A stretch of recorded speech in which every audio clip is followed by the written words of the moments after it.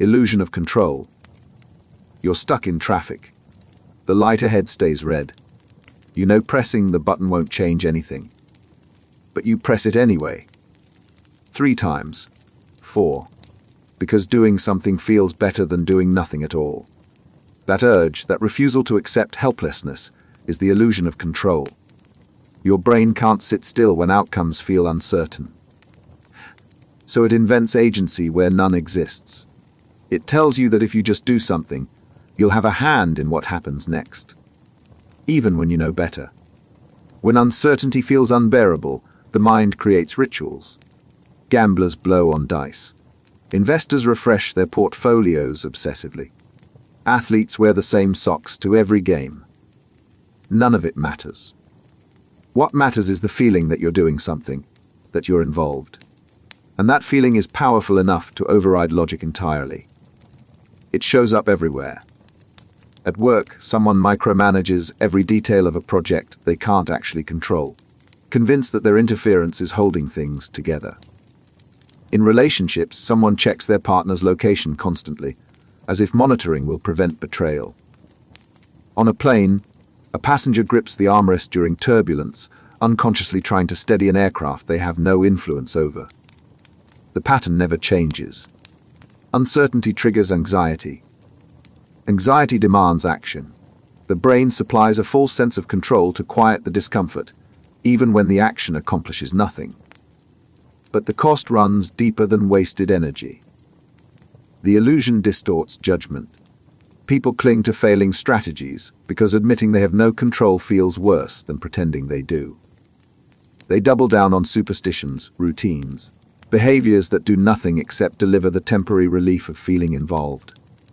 The illusion of control isn't confidence. It's fear disguised as agency. And the tighter you grip it, the less you notice how little you're actually steering. Coercive control. Someone tells you what to wear. At first, it's framed as advice. That color doesn't suit you. Then it becomes expectation. You're not going out like that, are you? Then it's just normal.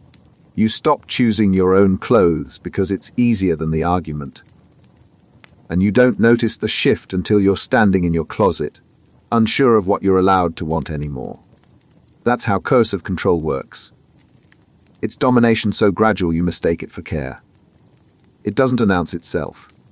It builds, layer by layer, until autonomy has been quietly stripped away and dependence has taken its place. It starts by targeting the smallest decisions. Big freedoms are left untouched at first. You can still work, see family, make plans. But small choices start requiring approval. What you eat, when you leave, who you talk to. Each restriction sounds reasonable. I'm just worried about you. I know what's best. And because they seem minor, you comply. But compliance is the trap. Every time you hand over a small decision, you train yourself to defer. The pattern becomes automatic. Eventually, you stop choosing at all. The habit of asking for permission replaces the instinct to decide. Then it escalates. First comes monitoring. They want to know where you are, who you're with, what you're doing. It's disguised as interest, even affection. Then criticism. Your choices get questioned. Your judgment gets doubted. Are you sure that's a good idea? Becomes, you always make the wrong call. Then isolation. Friends who question the relationship are labeled bad influences. Family who notice the change gets framed as intrusive. By the time the control is total, there's no dramatic confrontation. Just a slow, suffocating dependence where every action needs approval, and every thought gets second-guessed before it's even spoken. In relationships, it's a partner who tracks your phone, controls your finances, decides who you're allowed to see. At work, it's a manager who demands constant updates, dismisses your input, makes you feel incompetent for needing the guidance they forced you to rely on. In families, it's a parent who treats an adult child like they're still helpless, making independence feel like betrayal. The victim rarely sees it clearly. Coercive control doesn't feel like violence. It feels like concern. It feels like structure. It feels like someone caring enough to stay involved. The prison doesn't announce itself. It just tightens quietly until there's no memory of what freedom used to feel like. Psychological reactance. Tell someone they can't have something and suddenly they want it more. It doesn't matter if they never cared about it before. The moment you put a barrier in front of it, it becomes irresistible. A parent forbids a teenager from seeing a friend. The friendship becomes the most important thing in their life. A company restricts access to a feature. Users find workarounds just to prove they can. A partner says, "Don't look at my phone," and the urge to check becomes overwhelming, even when there was no suspicion before. When freedom feels threatened, the mind pushes back. Hard. Psychologists call it reactance, the brain's reflex to resist any attempt to limit choice. It's not about the thing itself. It's about the fact that someone tried to take the option away. The mechanism runs deep. Humans are wired to protect autonomy. When a choice gets restricted, the brain interprets it as a threat to control. The response is immediate. The forbidden option gains value. Not because it's better, but because it's been placed out of reach. It shows up in every corner of life. Members only sign makes people want in, even if they don't care what's behind the door. A limited time offer creates urgency where none existed. A rule that says, "Do not enter," makes the space magnetic. The restriction itself becomes the reason to resist. Advertisers exploit this constantly. While supplies last, triggers the fear of losing access. Exclusive access makes people chase something they wouldn't have noticed otherwise. The product hasn't changed. What changed is the perception that someone might take the choice away. In relationships, reactance turns small requests into battles. Ask someone to do something, and they might agree. Tell them they have to, and resistance kicks in automatically. The same action, framed as a demand instead of a choice, triggers the opposite response. It's not defiance for the sake of it. It's the brain defending the right to decide. And once reactance takes hold, logic stops mattering. People double down on choices they know are bad, simply because someone told them not to. The restriction doesn't prevent the behavior. It guarantees it. Learned helplessness. You try to fix the problem. It doesn't work. You try again. Still nothing. Eventually, you stop trying altogether. Not because the situation is actually hopeless, but because you've learned that effort doesn't change anything. A student struggles in a subject. No matter how much they study, the grades don't improve. After a while, they stop studying at all. Not because they don't care, but because trying feels pointless. A person stays in a job they hate. They've sent resumes before. Nothing came of it, so they stop looking, convinced that leaving isn't an option even when it is. When repeated attempts at control fail, the brain rewires itself. It stops seeing effort as useful. It stops seeing escape as possible. What starts as a specific failure, "I can't fix this one thing," becomes a blanket belief. "I can't fix anything." That shift from trying and failing to not trying at all is learned helplessness. The process is mechanical. First, the situation feels uncontrollable. You act and nothing changes. You act again, same result. The feedback loop is consistent. Effort leads nowhere. Eventually, the brain adapts. It conserves energy by shutting down the impulse to try. The belief hardens into certainty. And once it does, even when the situation changes, even when control becomes possible again, the response stays the same, inaction. It doesn't require extreme conditions. A toxic relationship where every conversation ends the same way. A workplace where feedback is ignored no matter how it's delivered. A living situation where complaints go unaddressed. The common thread is always the same, repeated experience of powerlessness. And the damage spreads beyond the original context. Someone who learned helplessness in one area starts applying it everywhere. They stop voicing opinions because they've learned no one listens. They stop setting boundaries because past attempts were ignored. They stop pursuing goals because previous efforts failed. The helplessness generalizes quietly until passivity becomes the default response to everything. The cruelest part is that it looks like choice. From the outside, it seems like the person just isn't trying. But they're not choosing inaction.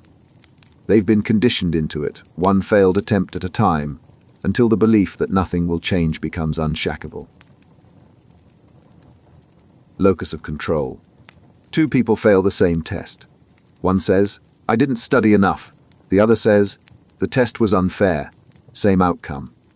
Completely different interpretation. And that difference shapes everything that happens next. Where you place control, whether inside yourself or outside in the world, determines how you respond to almost everything. It's called locus of control, and it splits into two directions. Internal locus outcomes depend on your actions. External locus outcomes depend on forces beyond you. Neither is right or wrong in every situation. But the pattern you default to changes how you move through failure, success, relationships, and setbacks. Someone with a strong internal locus sees failure as fixable. "I didn't prepare. I'll work harder next time." The belief is that effort translates to results. They take responsibility, sometimes too much of it. When things go wrong, they assume they could have done something differently. That assumption drives them to keep trying. But it also makes every failure feel personal, every mistake a reflection of inadequacy. Someone with a strong external locus sees failure as inevitable. The system is rigged. There's nothing I could have done. The belief is that effort doesn't guarantee outcomes because too much depends on luck, timing, other people's decisions. They protect themselves from blame, but that protection comes at a cost. If success and failure are both out of their hands, why bother trying? The difference shows up everywhere. At work, an internal locus person misses a promotion and thinks, "I need to improve my skills." An external locus person thinks, "They were always going to pick someone else." In relationships, one person sees conflict as something they can address through communication. The other sees it as proof that the relationship was doomed from the start. Neither extreme serves well. Too far internal, and you shoulder blame for things outside your control, burning out from the weight of responsibility that isn't actually yours. Too far external, and you surrender agency entirely, drifting through life convinced that effort is pointless because the outcome was already decided. The healthiest position sits in the middle. Recognize what you can influence. Accept what you can't. Adjust effort accordingly. But most people don't land there naturally. They lean one way or the other, and that lean becomes the lens through which every outcome gets interpreted. Dominance behavior. Someone walks into a room and immediately takes the best seat. They speak first in meetings. They interrupt without apology. When decisions get made, they're already steering the direction before anyone else has spoken. It's not loud. It's not aggressive. But it's unmistakable.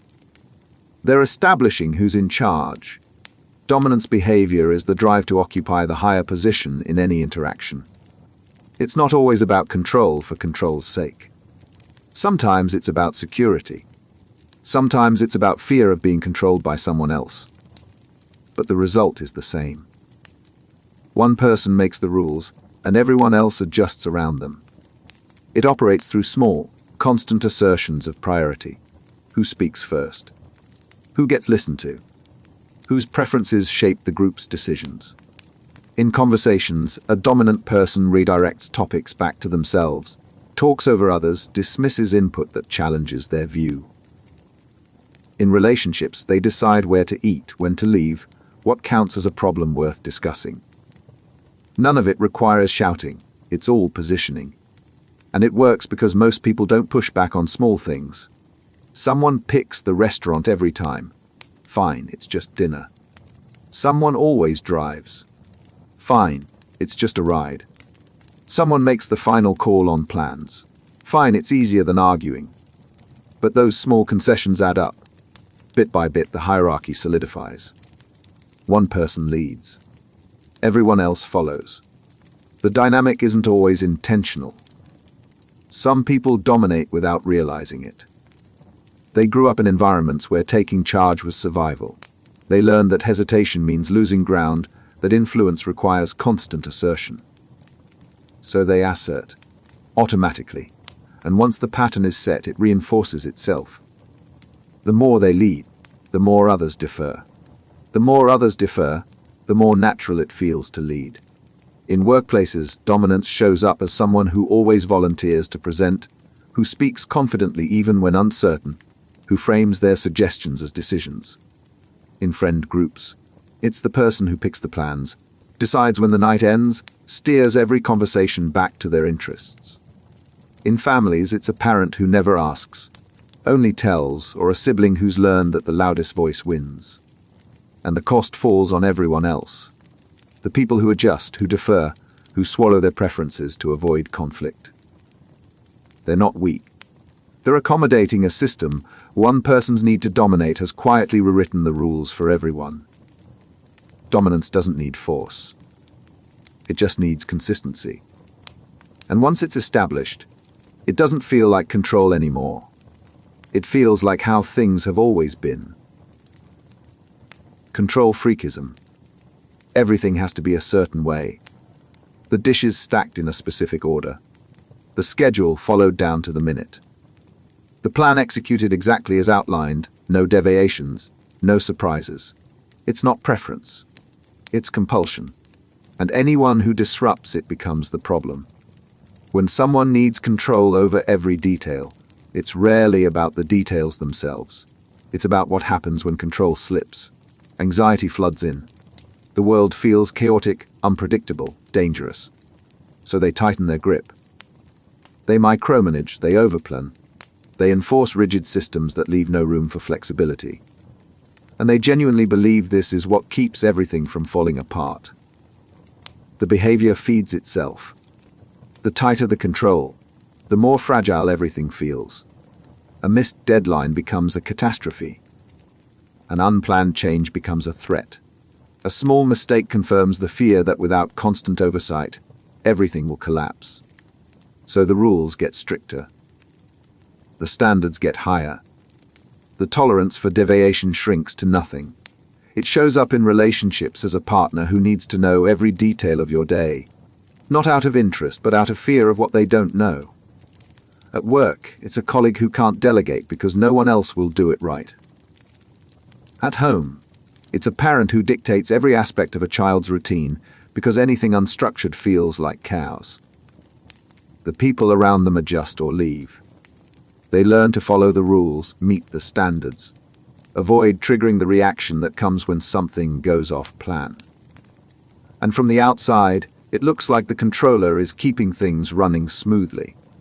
But what they're really doing is building a system so rigid that the smallest disruption threatens to break it entirely. Control freakism doesn't create order.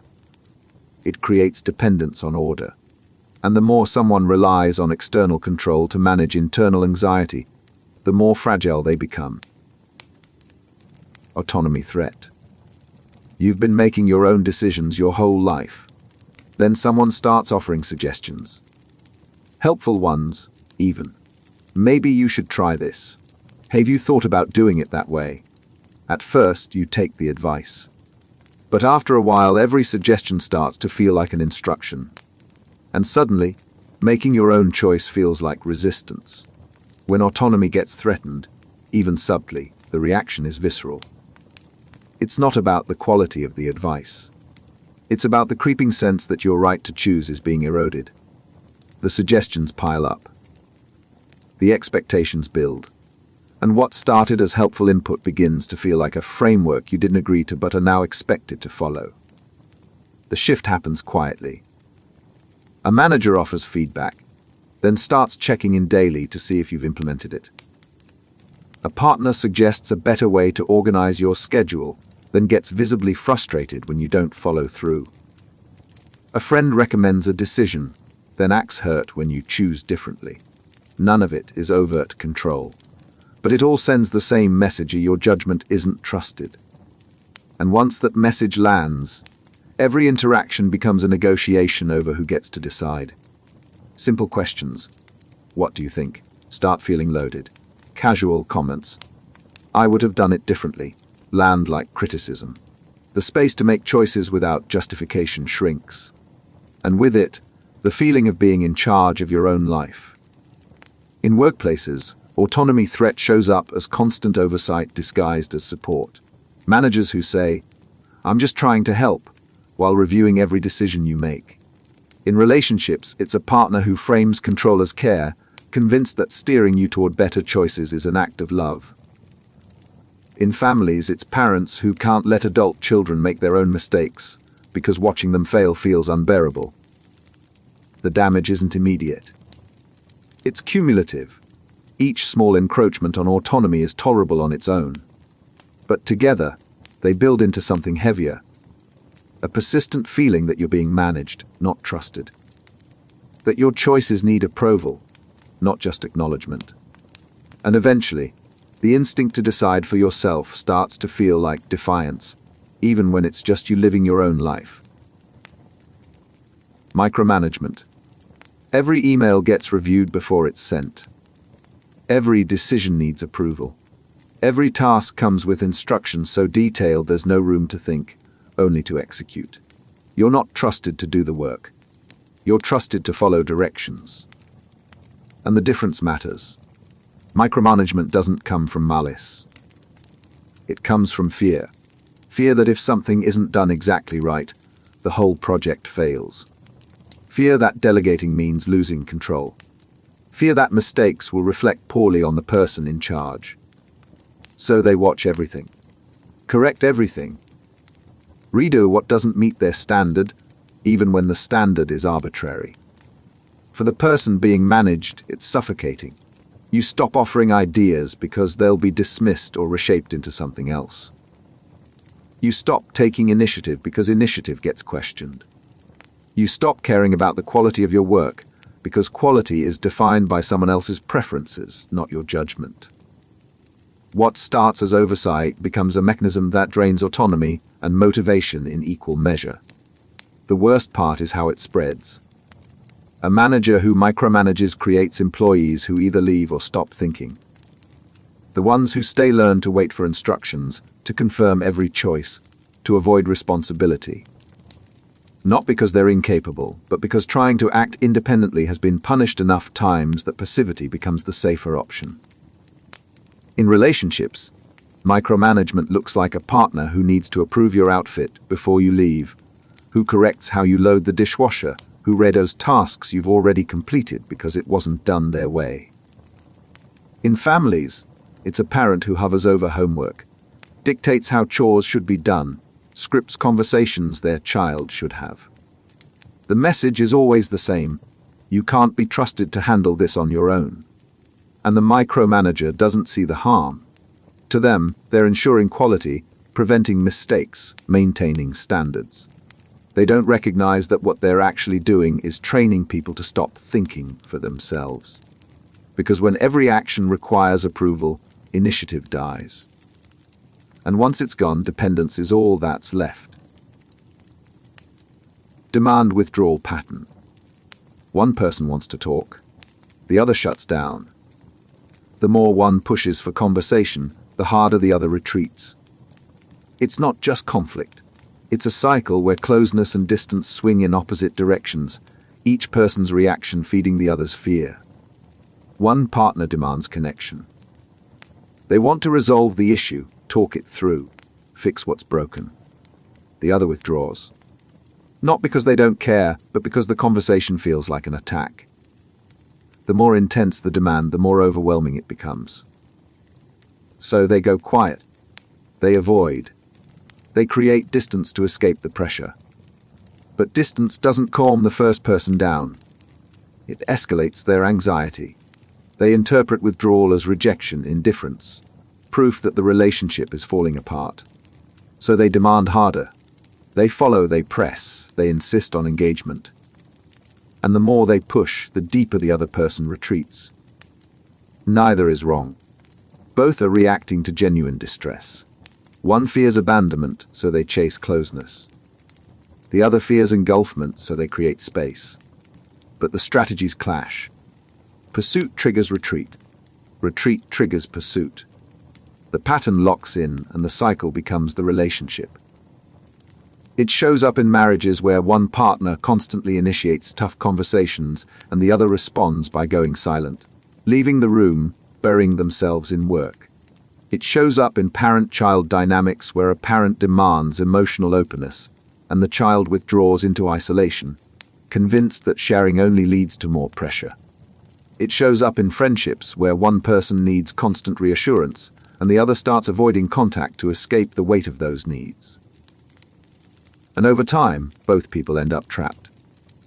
The pursuer feels perpetually dismissed. The withdrawer feels perpetually overwhelmed.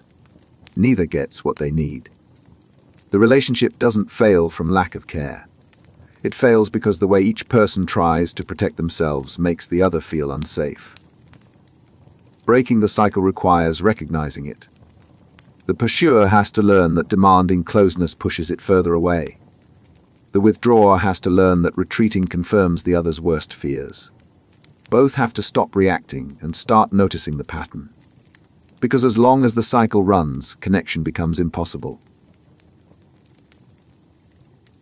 Dependency cultivation. At first, they help. They solve problems you could handle yourself, but they insist it's easier if they do it. They offer support, advice, resources. And it feels good. Someone cares enough to step in. But slowly, the help changes. It stops being optional. They start acting like you can't manage without them. Simple tasks become things they take over. Decisions you used to make alone now come with their input, their guidance, their correction. And if you try to do it yourself, they hover. They second guess. They redo it after you're done. What's happening is dependency cultivation. They're not helping you. They're positioning themselves as necessary. Every time they step in, they reinforce the message that you need them. Every time they take over, they weaken your confidence in your own ability to handle things. And over time, you start to believe it. The person doing this often doesn't see it as manipulation. To them, they're being supportive, involved, indispensable. But the effect is the same. You become reliant. Not because you lack capability, but because every opportunity to act independently has been quietly taken away. It shows up in relationships where one partner manages all the finances, makes all the plans, handles all the logistics, not because the other can't, but because they've never been given the space to try. It shows up at work where a manager refuses to delegate, insisting they're the only one who can handle certain tasks, creating a bottleneck that makes them seem essential. It shows up in families where a parent continues to manage an adult child's responsibilities, framing it as love while ensuring the child never develops the skills to function independently. The cost is autonomy. The person being cultivated loses the ability to trust their own judgment. They stop trying because trying has been met with interference. They defer because deferring has become the norm, and the relationship shifts into something unequal, where one person holds power and the other has learned to depend on it. Dependency isn't always forced. Sometimes it's built carefully over time, until the person can't imagine functioning without the support they've been conditioned to need. Behavioral compliance. You don't agree. But you go along with it anyway. Not because you've been convinced, because it's easier than the fight. You nod. You follow the rule. You adjust your behavior to match the expectation. And after a while, compliance stops feeling like a choice. It just becomes what you do. Compliance doesn't require agreement. It only requires consistency.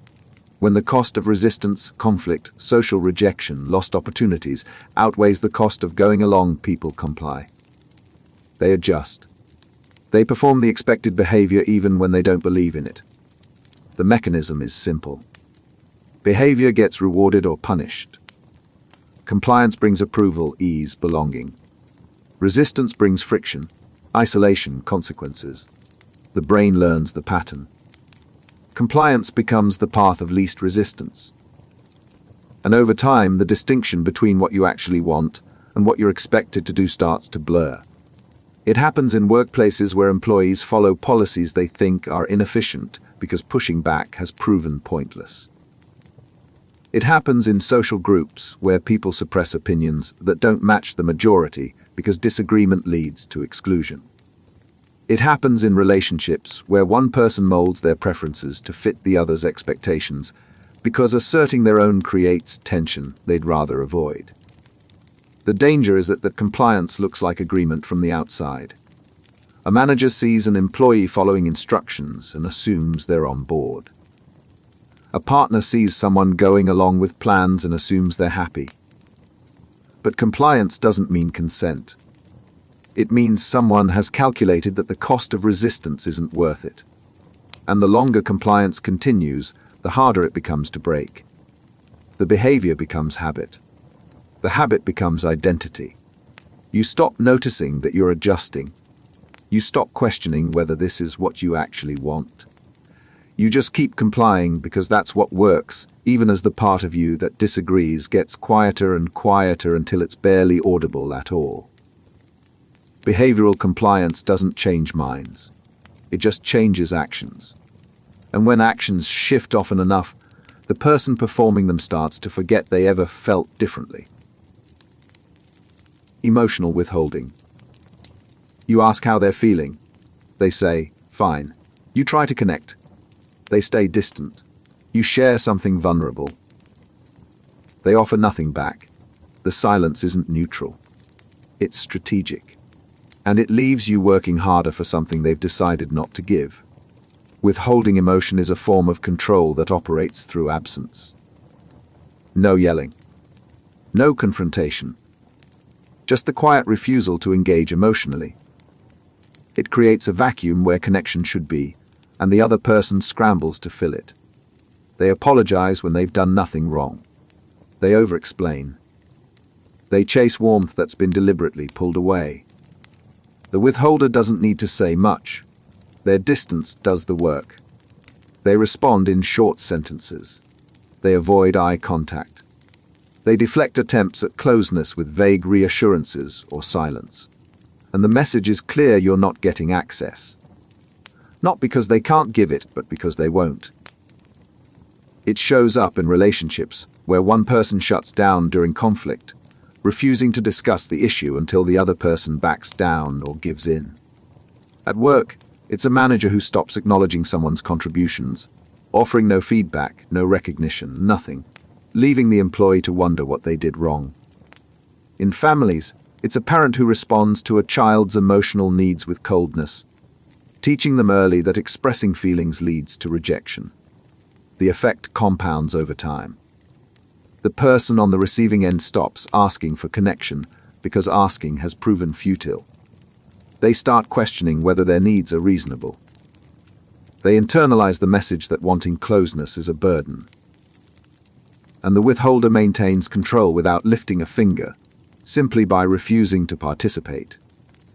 Emotional withholding doesn't punish through action. It punishes through withdrawal. And the absence of something that should be there can feel worse than conflict ever could. External regulation. You don't set your own schedule. Someone else does. You don't decide when to start or stop. External cues do. A notification tells you it's time to move. A deadline tells you it's time to work. A reminder tells you it's time to eat. You've outsourced the act of deciding, and now you can't function without the prompt. External regulation means relying on outside forces to manage behavior. Alarms, apps, other people's expectations, rules imposed from somewhere else. It works until the external structure disappears. Then everything falls apart because the internal ability to self-direct was never developed. It starts innocently. A fitness tracker reminds you to exercise. A meal plan tells you what to eat. A manager sets deadlines for every task. At first, it feels helpful. Structure makes things easier. But over time, the reliance deepens. You stop checking in with yourself about what you need. You wait for the signal. You follow the instruction. And the muscle that used to handle decision-making atrophies from disuse. The cost shows up when the external framework breaks. The app stops working. The manager leaves. The routine gets disrupted. Suddenly, you don't know what to do. Not because you've forgotten how, but because you've been trained to wait for direction. The capacity to regulate yourself, to decide when and how to act based on internal signals, has been replaced by dependency on external prompts. In schools, it's students who can only complete work when a teacher assigns it, who can't study without being told exactly what to review. In workplaces, it's employees who function well under close supervision but flounder the moment they're given autonomy. In personal life, it's someone who needs constant external validation to know if they're doing the right thing, who can't make choices without checking with someone else first. External regulation isn't inherently bad. Structure helps. But when it becomes the only mechanism driving behavior, autonomy erodes. And once you've lost the ability to regulate yourself, you're dependent on someone or something else to do it for you. Self-regulation failure. You know what you should do. You plan to do it. And then you don't. Not because you forgot. Not because something stopped you. You just didn't follow through. The gap between intention and action widens every time, and eventually you stop trusting yourself to do what you say you will. Self-regulation is the ability to manage your own behavior, emotions, and impulses in service of a goal. When it fails, the gap opens. You mean to start the project early. You procrastinate until the deadline. You intend to respond calmly. You snap. You commit to a routine. You abandon it after 2 days. The failure isn't about laziness. It's about the internal systems that govern behavior breaking down. Stress depletes willpower. Emotional overwhelm short-circuits planning. Conflicting goals create paralysis. And once the pattern establishes itself, each failure reinforces the next. You tell yourself you'll do better. You don't. The trust erodes. And the belief that you can control your own actions weakens until it barely registers as possible. It cascades into every area of life. At work, it's missing deadlines not because the work is hard, because you couldn't make yourself start. In relationships, it's reacting in ways you regret, promising to change, then repeating the same behavior. In health, it's knowing what habits would help and consistently failing to maintain them. And the worst part is how it compounds. Each failure makes the next one more likely. You stop setting goals because missing them feels worse than not trying. You avoid commitments because you don't trust yourself to keep them. The internal voice that used to say, "I can do this," gets replaced with, "I probably won't, so why bother?" Self-regulation failure doesn't mean you're incapable. It means the systems that support follow-through have been overwhelmed or never fully developed. And without those systems, intentions remain just that. Thoughts with no action behind them. Promises that never materialize. A constant loop of planning and failing that leaves you feeling like you're watching yourself from the outside, powerless to change what happens next. Overcontrol. Everything is managed, scheduled, planned down to the minute. Emotions are kept in check, impulses suppressed. Nothing spontaneous, nothing unstructured. It looks like discipline from the outside, but it's a cage built from the fear that letting go, even slightly, will lead to chaos.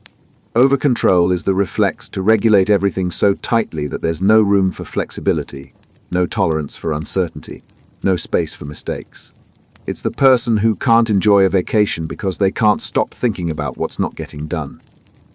Who can't relax because relaxation feels like losing grip. Who interprets any deviation from the plan as failure. The mechanism is rooted in anxiety. When the world feels unpredictable, control becomes the solution. Tighten the schedule. Eliminate variables.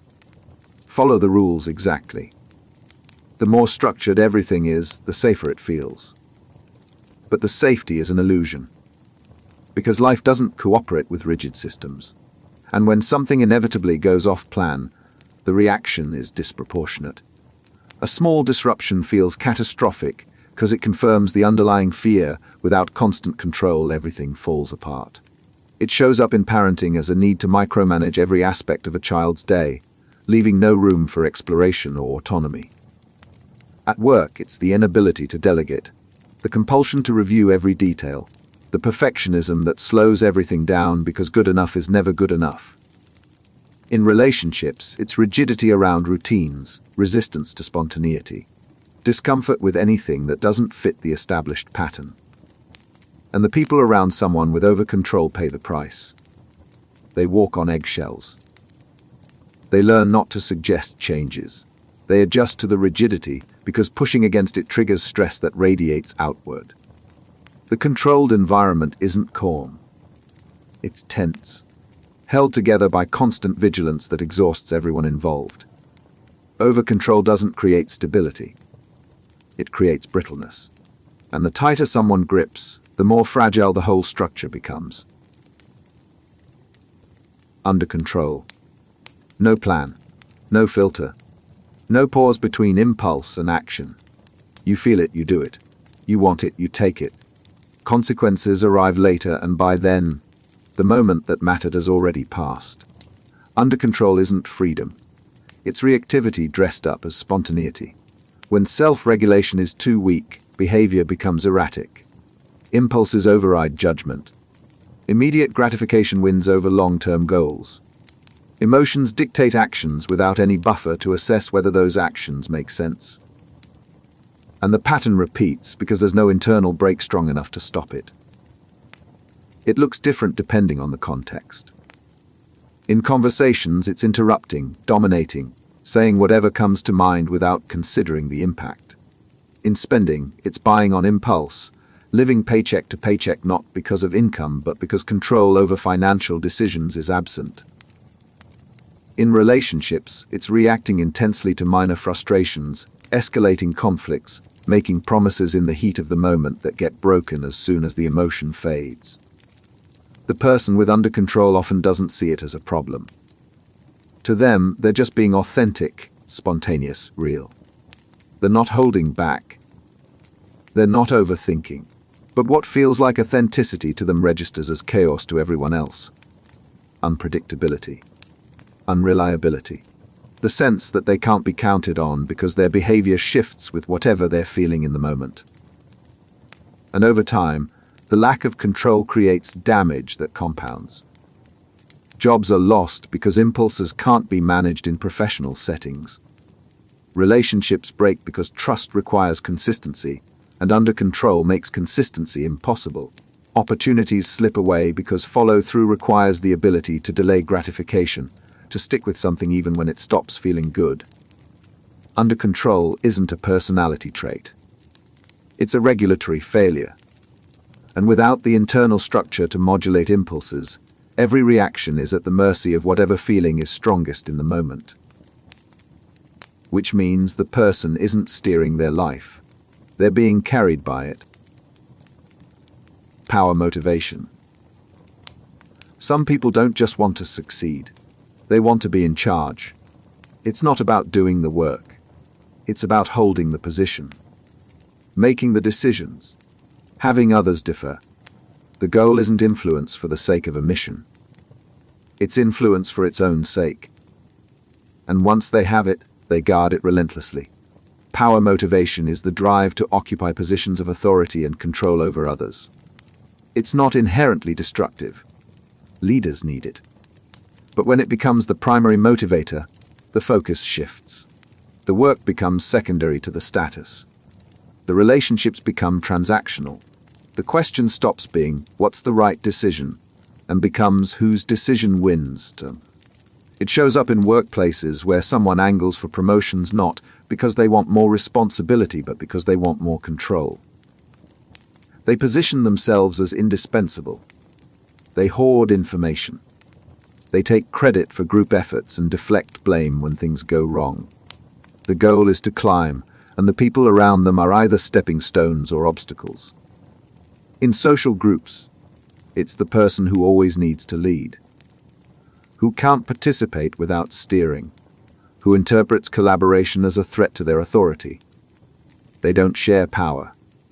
They collect it, and anyone who challenges that becomes a problem to be managed or removed. In relationships, power motivation translates to needing the final say. Framing preferences as rules. Interpreting compromise as losing. The partnership isn't balanced.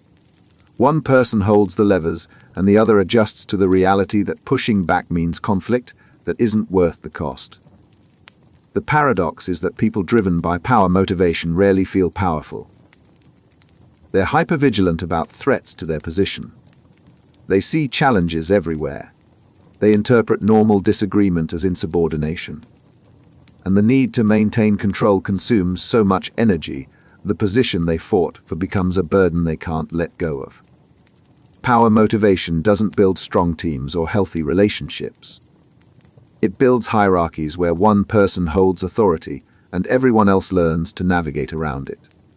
And the more someone needs power to feel secure, the more fragile their position actually becomes. Authoritarian aggression. Question the rule and the response isn't explanation. It's hostility. Challenge the system and you're labeled a threat. The message is clear: obedience is required. Dissent is punished and the hierarchy exists to be followed, not questioned.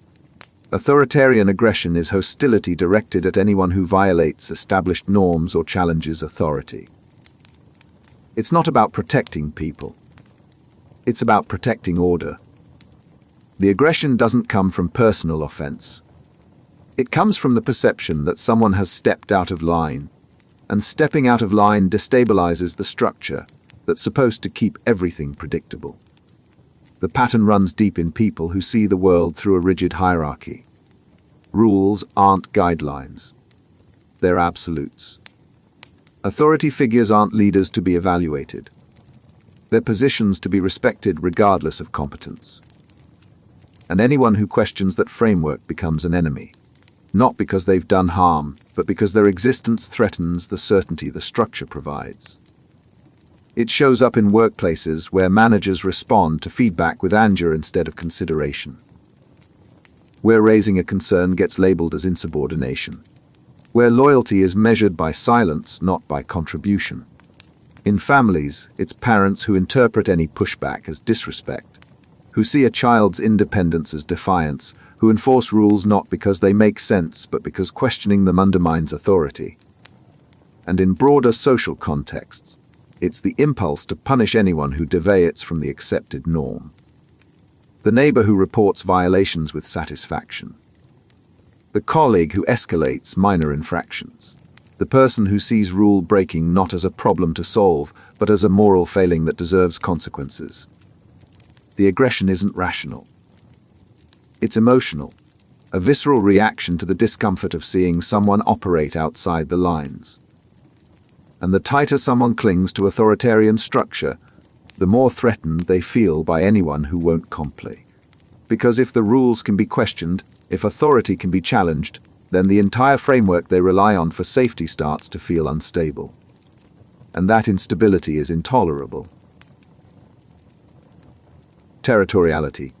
This is my space, my desk, my project, my area of responsibility, and you don't belong here. The boundary isn't always spoken, but it's enforced. A look when someone sits in the wrong chair. A comment when someone touches something that wasn't theirs to touch. The message at this territory is claimed, and trespassing won't be tolerated. Territoriality is the psychological drive to claim and defend physical or social space.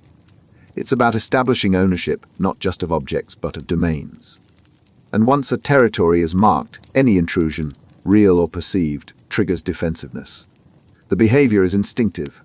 Animals mark territory to secure resources and establish dominance. Humans do the same, just with subtler signals. In offices, it's claiming the best desk, the quietest corner, the parking spot closest to the door. In social groups, it's positioning yourself as the expert in a particular area and bristling when someone else tries to contribute. In relationships, it's carving out spaces, physical or emotional, that the other person learns not to enter. And the defense mechanism kicks in automatically. Someone borrows your pen without asking. Minor annoyance, but the reaction is sharper than the situation warrants. A colleague offers input on a project you consider yours. Rational response would be collaboration. Actual response is resistance because they've stepped into territory you've claimed. Territoriality isn't always about the space itself. It's about what the space represents. Control, status, predictability. When someone enters your territory, they're not just using your desk or contributing to your project. They're challenging the boundary you've set. And if boundaries aren't respected, control feels threatened.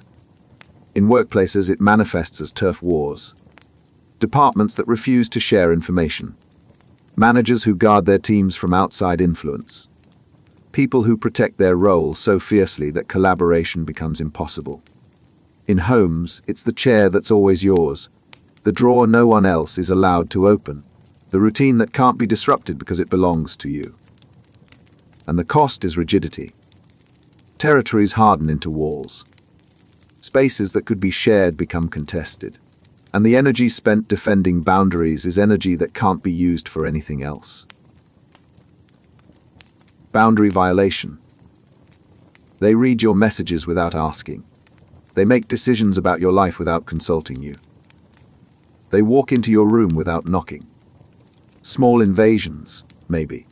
But each one sends the same message: your boundaries don't matter here. Boundary violation is the act of crossing personal limits without permission or regard for the other person's autonomy. It operates on a spectrum. Some violations are blatant. Others are so subtle they're hard to name. But the effect is consistent. The person whose boundary is crossed feels invaded, dismissed, powerless. The violation doesn't always come from malice. Sometimes it's carelessness. Someone doesn't think to ask because they assume access is granted. Sometimes it's entitlement. They believe their need to know, to be involved, to take action, overrides your right to privacy or choice. And sometimes it's control.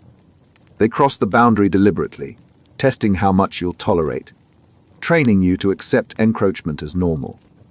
It shows up in relationships where one person checks the other's phone, goes through their belongings, monitors their schedule. Not because there's evidence of wrongdoing, but because they feel entitled to unrestricted access. At work, it's a manager who demands answers to personal questions, who intrudes on time off, who expects constant availability, as if your life outside work doesn't exist. In families, it's parents who open their adult children's mail, make medical decisions without consultation, show up unannounced, and expect to be welcomed. The boundary is invisible to them because they've never seen it as legitimate. To them, family means access, and access means boundaries don't apply. The damage accumulates quietly. Each violation is small enough to dismiss. But together, they teach the person that their limits don't count. That saying no won't be respected. That the space they try to protect will be invaded anyway, so why bother defending it? And over time, the person stops setting boundaries at all. Not because they don't need them, because enforcing them has proven futile. The boundary violator wins not by breaking through once, but by crossing the line so consistently that the line eventually disappears. Possession psychology. You're not a person making choices. You're something to be managed, directed, kept close. They don't see your independence as healthy. They see it as distance. And distance is a threat to the control they've built their sense of security around. Possession psychology is the mindset that treats people like property. Not in the literal sense, but in the emotional calculus that says, you belong to me, and I get to decide what happens to you. It's most visible in romantic relationships, but it shows up anywhere power imbalances exist. The possessive person doesn't frame it as ownership. They frame it as care. I'm just worried about you. I need to know you're safe, but the behavior reveals the truth. They track your location. They question your choices. They get upset when you spend time with others because time away from them feels like betrayal. What drives it is fear. Fear of loss. Fear of being replaced. Fear that if you're given freedom, you'll use it to leave. So they tighten the grip. They create dependency. They isolate you from alternatives. Not because they want to hurt you, but because letting go feels impossible. It shows up as jealousy that goes beyond normal insecurity. It's rage when you talk to someone else. Suspicion when you're late coming home. Accusations that have no basis except the fear that you might, someday, choose something other than them.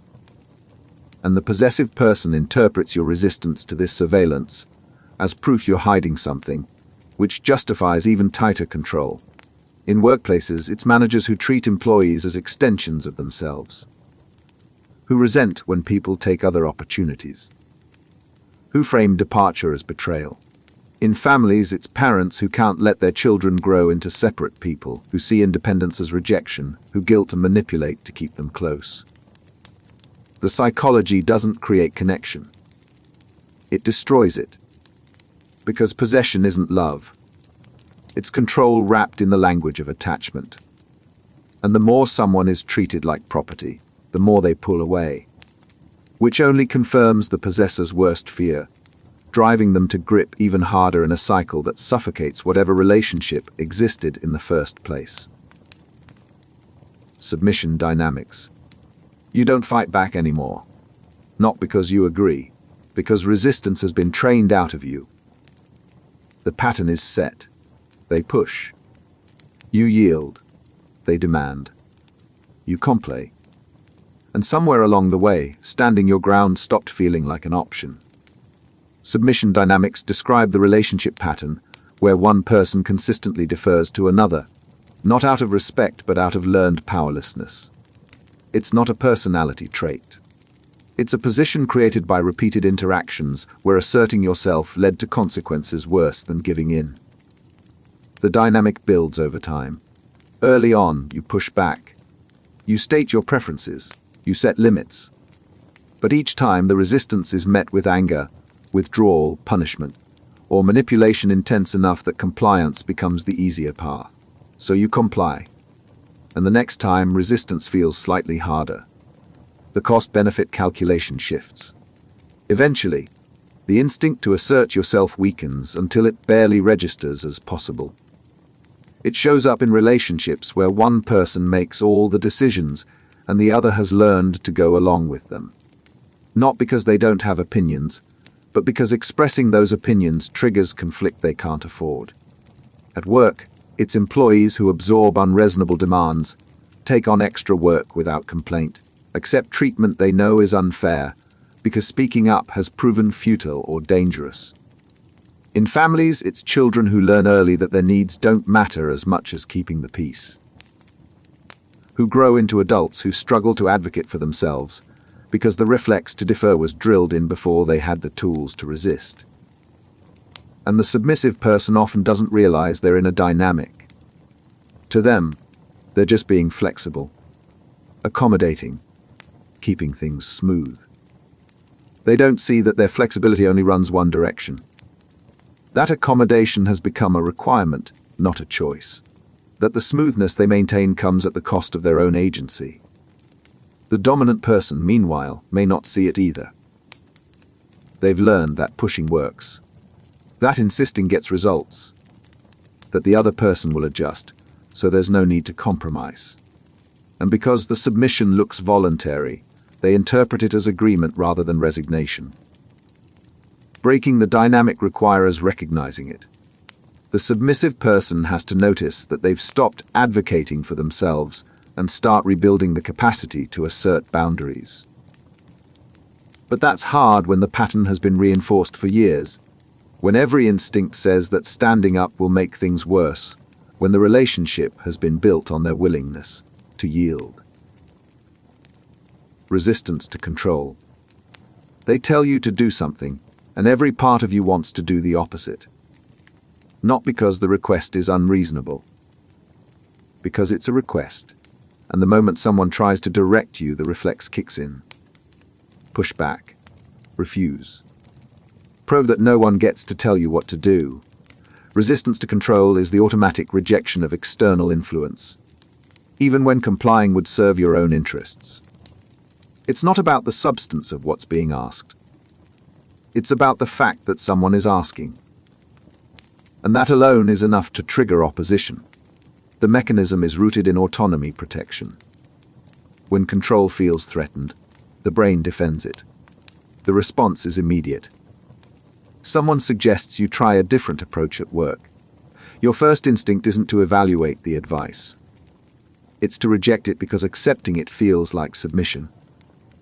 A partner asks you to handle something differently. Logically, their way might be better. But logic doesn't matter. The request itself feels like an imposition on your freedom to choose. It shows up in relationships where simple requests turn into battles. Can you pick up groceries? Becomes, why are you always telling me what to do? The content of the request is irrelevant. What matters is that it's framed as an expectation, and expectations feel like chains. At work, it's employees who resist feedback not because they think they're perfect, but because feedback implies someone else has authority over their performance. In families, it's adolescents who defy rules for the sake of defiance, not because the rules are bad, but because following them means yielding to someone else's control. And the cost is significant. Resistance to control doesn't just strain relationships. It limits growth, because useful advice gets rejected along with the illegitimate demands. Opportunities are missed because accepting them would mean admitting someone else was right. The person becomes so focused on protecting their autonomy that they sabotage their own progress, just to prove no one can make them do anything. The paradox is that resistance to control becomes its own form of control.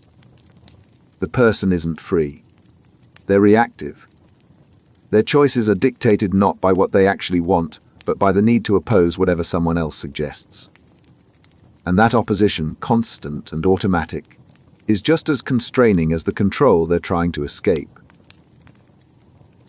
Decision control. Who gets to decide? It sounds simple. But in relationships, workplaces, families, that question determines everything. Not just what happens, but who holds power. And when one person consistently makes the calls while the other adjusts, the imbalance doesn't stay neutral. It hardens into structure. Decision control is the ability to determine outcomes. Who picks the restaurant? Who sets the budget? Who decides when to leave? What to prioritize, how to spend time. Each decision on its own seems minor, but the pattern of who decides shapes the relationship itself. The person with decision control doesn't always realize they have it. To them, they're just making choices. Keeping things moving, being decisive when the other person seems uncertain. But what looks like decisiveness is often dominance. And what looks like uncertainty is often someone who's learned that their preferences don't matter enough to voice. It shows up in relationships where one partner always picks the plans. Not because the other doesn't care, but because offering input has proven futile. The decision maker frames it as efficiency. You never know what you want, so I just decide. But the reality is that one person has claimed the authority to choose, and the other has been trained to defer. At work, it's managers who make unilateral calls and frame them as leadership. Employees aren't consulted. Their input isn't sought. The decision arrives fully formed and their role is to execute. The manager holds decision control, and the team absorbs the consequences of choices they had no part in making. In families, it's the parent who decides everything, from major life choices to trivial daily routines, leaving no space for the child to practice autonomy. The child grows up believing that decisions are something done to them, not by them. And over time, the person without decision control stops trying to influence outcomes. They become passive. Not because they don't care, but because caring hasn't translated to impact. The imbalance solidifies. One person steers. The other follows. And the relationship operates on terms set by whoever claimed the right to decide first. Perceived control. Two people face the same situation. One feels confident they can handle it. The other feels helpless. The difference isn't the situation. It's perception. And that perception, whether accurate or not, determines how they respond. Perceived control is the belief that you can influence outcomes, regardless of whether you actually can. It's subjective. Two employees in identical roles can experience entirely different levels of stress based solely on how much control they think they have. The one who believes they can shape their work feels engaged. The one who believes outcomes are fixed feels trapped. The perception doesn't need to match reality. Someone might have significant influence but feel powerless because they focus on what they can't change. Someone else might have a minimal influence but feel capable because they focus on the small things they can control. What matters isn't the objective situation. It's the mental framework they use to interpret it. And that framework has real consequences. High perceived control reduces stress, increases motivation, improves problem solving. When you believe you can affect outcomes, you try. You adapt. You persist through setbacks because effort feels meaningful. Low perceived control does the opposite. It breeds passivity. Why try if nothing you do will matter? Why persist if the outcome is predetermined? It shows up in workplaces where two people have the same job but completely different experiences. One feels empowered because they focus on the decisions they can make. The other feels micromanaged because they fixate on the decisions they can't. The environment is the same. The perception isn't. In relationships, it's partners who interpret the same situation differently. One sees conflict as something they can resolve through communication. The other sees it as proof the relationship is doomed. Same conflict, different sense of control over the outcome, and the gap between perceived and actual can create problems in both directions. Overestimate your control, and you take on responsibility for things outside your influence, burning out from the weight of failures that were never yours to prevent. Underestimate it, and you surrender agency you actually have, letting opportunities slip because you convinced yourself effort wouldn't matter. Perceived control isn't about reality. It's about belief. And belief shapes action more than reality ever does. Loss of control anxiety. The plan falls apart. The timeline shifts. Something you were counting on disappears. And the reaction isn't just disappointment. It's panic. A visceral sense that if you can't control this, everything else will unravel too. Loss of control anxiety is the fear response triggered when predictability breaks down. It's not about the specific thing going wrong. It's about what that disruption represents. If this can change unexpectedly, what else can? If you can't rely on this, what can you rely on? The anxiety isn't proportional to the event. It's proportional to how much safety you've built on the assumption that things will stay controllable. The response is physical.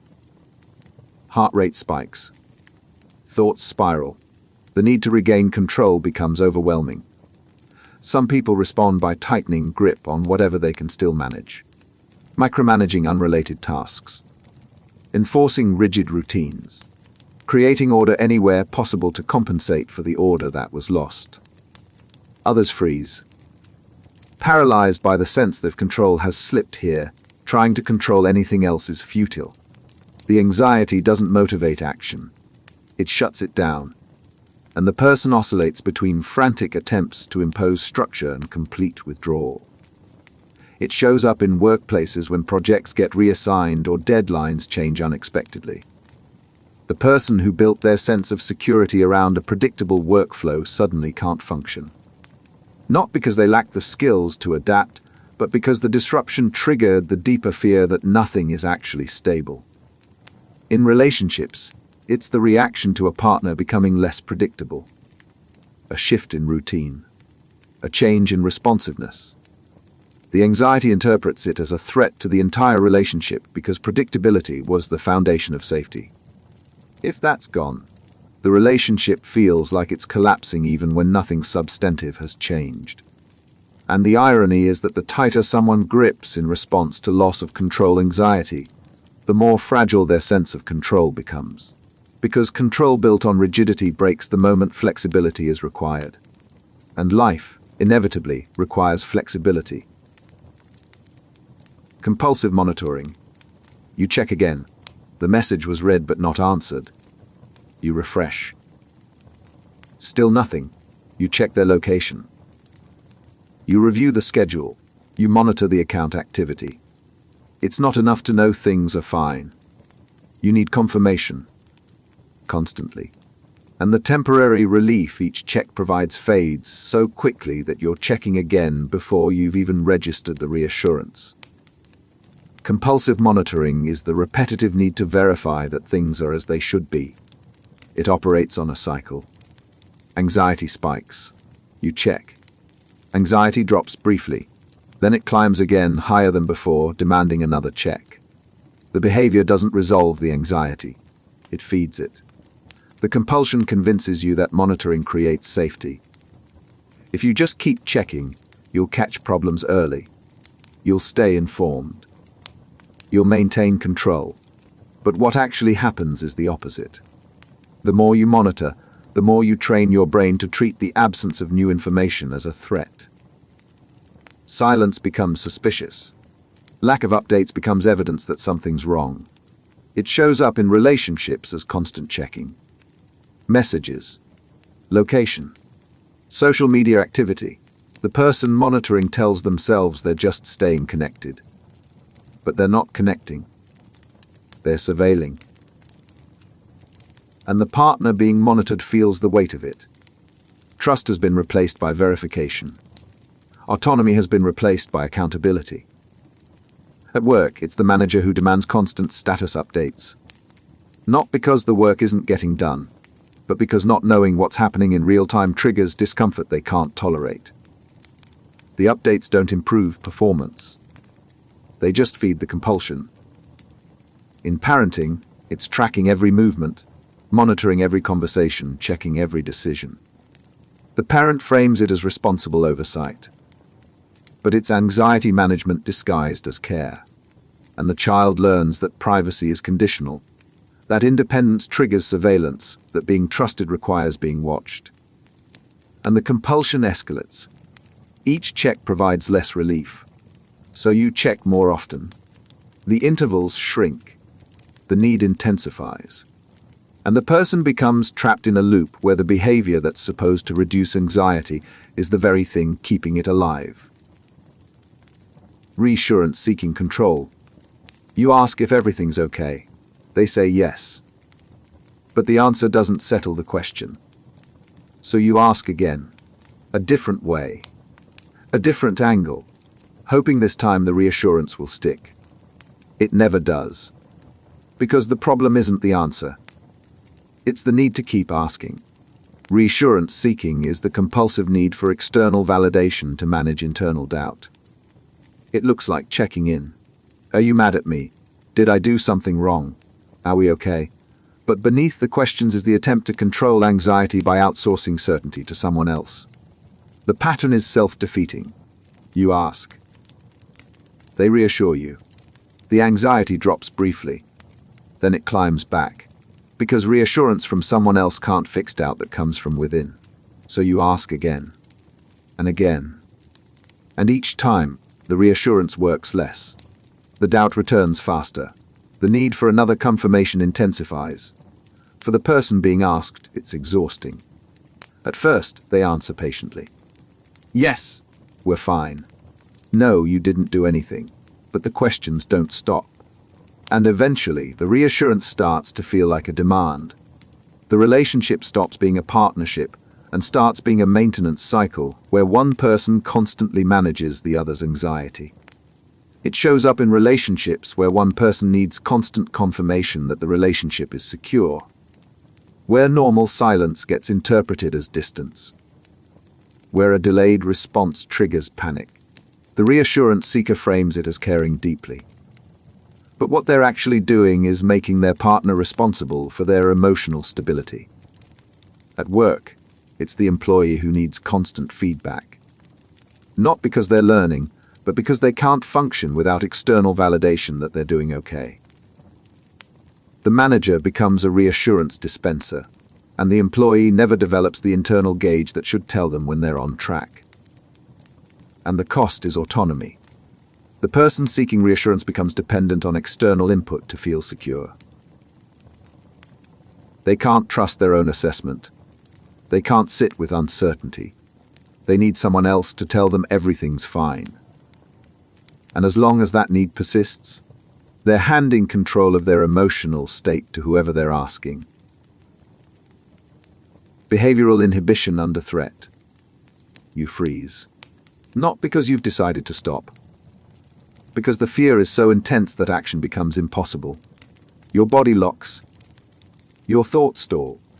The threat doesn't even need to be real. The perception of danger is enough to shut everything down. Behavioural inhibition is the response where the nervous system prioritizes avoidance over action. When threat is detected, some people fight. Some flee. Others freeze. And for people with high behavioural inhibition, freezing is the default. Not just in physical danger, but in social situations, professional risks, any context where the stakes feel high and the outcome feels uncertain. The inhibition isn't conscious. It's automatic. You want to speak up in the meeting, but the words won't come. You want to approach someone, but your feet won't move. You want to take the opportunity, but the fear of what might go wrong paralyzes the ability to act, and the inhibition feels protective in the moment. If you don't act, you can't fail. If you don't engage, you can't be rejected. But the protection is an illusion, because behavioural inhibition doesn't just prevent bad outcomes. It prevents all outcomes. The person stays safe from failure by ensuring they never try. They avoid rejection by never reaching out. They protect themselves from criticism by never contributing. It shows up in classrooms where a student knows the answer but won't raise their hand. In workplaces where someone has ideas but won't share them. In social settings where someone wants to connect but can't initiate. The inhibition isn't about lack of knowledge or desire. It's the nervous system interpreting potential outcomes as threats and shutting down action to avoid them. And over time, the inhibition strengthens. Each time fear prevents action, the pattern reinforces. The brain learns that inaction is the safe response. The threshold for what counts as a threat lowers. And eventually, even low-stakes situations trigger the same freeze response that was once reserved for genuine danger. The person with high behavioural inhibition isn't lazy. They're stuck.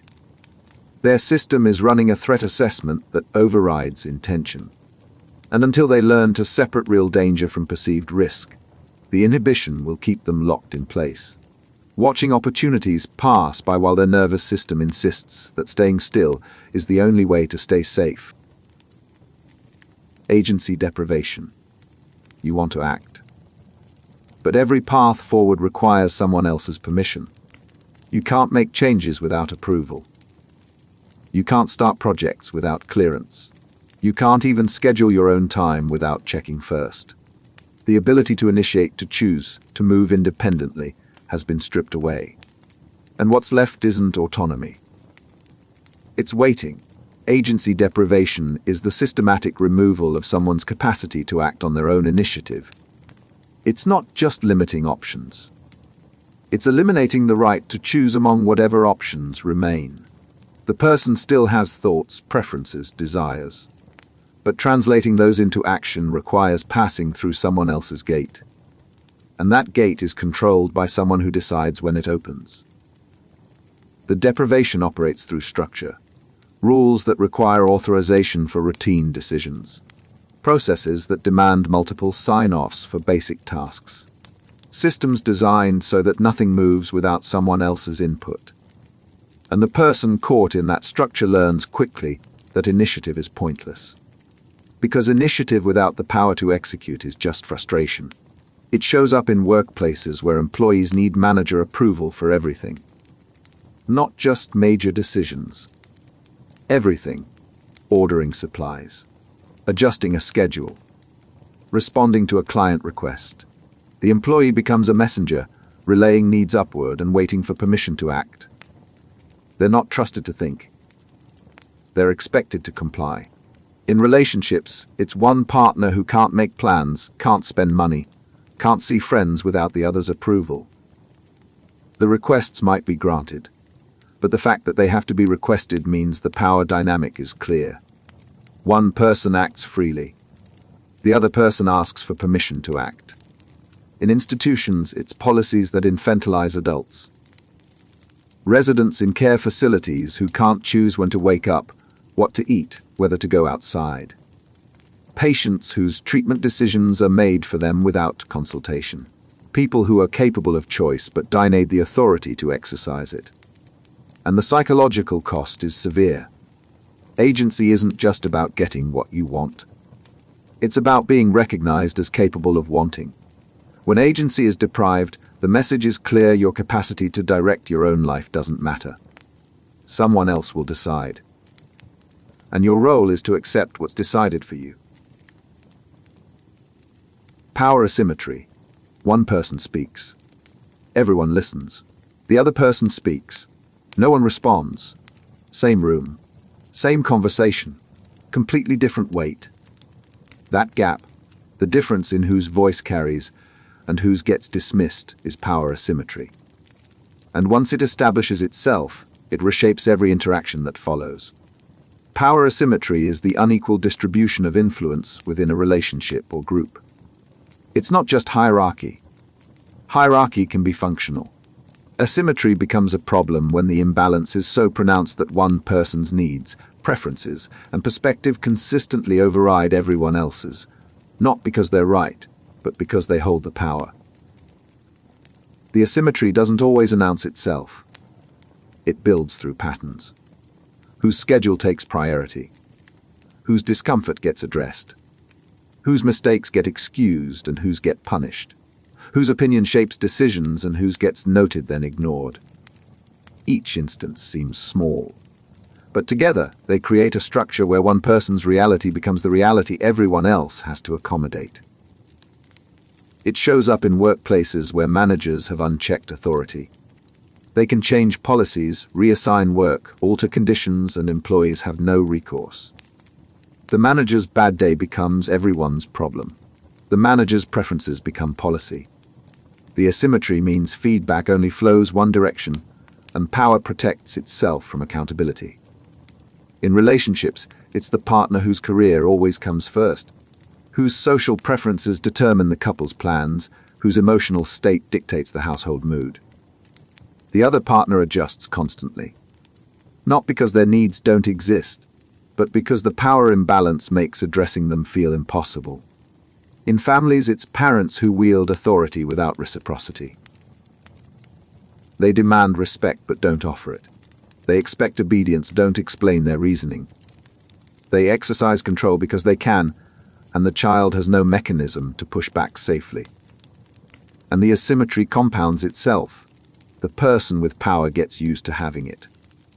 They stop noticing when they dominate.